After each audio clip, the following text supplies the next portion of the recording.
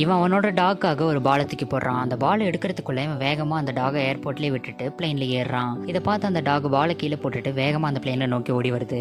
பிளேன்ல இருந்த எல்லாருமே இந்த டாக் ஓடி வரதை பார்த்துட்டு இருக்கும்போது இவன் அதை கண்டுக்காம ரொம்பவே செல்ஃபிஷா உட்காந்துட்டு இருக்கான். ஆனா அந்த டாகோ பிளேனுக்கு கீழே தான் நின்றுட்டு இருக்கு. ஒரு கட்டத்துல பிளேன் ஸ்டார்ட் ஆகும்போது இது விடாம சேஸ் பண்ணிக்கிட்டு இருக்கு.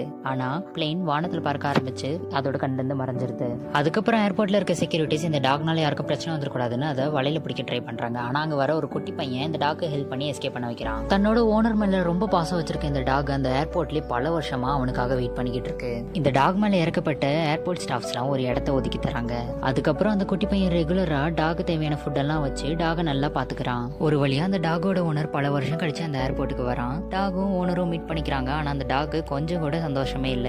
ஏன்னா அதுக்கு இந்த குட்டி பையனை விட்டுட்டு போக மனசே இல்ல. அந்த ஓனர் டாக கூட்டு போக ட்ரை பண்ணும் பொழுது டாக் அவனை விட்டுட்டு வேகமா இந்த குட்டி பையனை ஓடி வந்து கட்டி பிடிச்சிக்குது. இனி குட்டி பையன் டாக்